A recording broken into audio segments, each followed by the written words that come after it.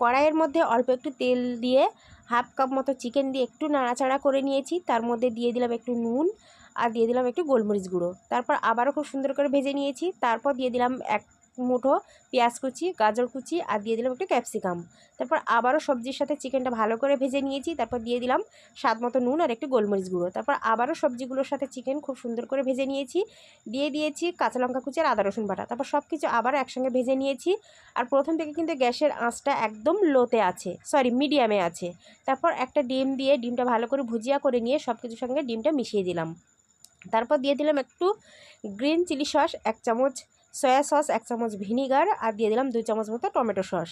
তারপর আবারও সবগুলো একসঙ্গে খুব সুন্দর করে মিশিয়ে নিয়েছি।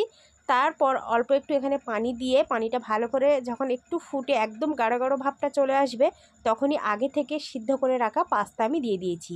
তোমরা যে কোনো ডিজাইনের পাস্তা নিতে পারো।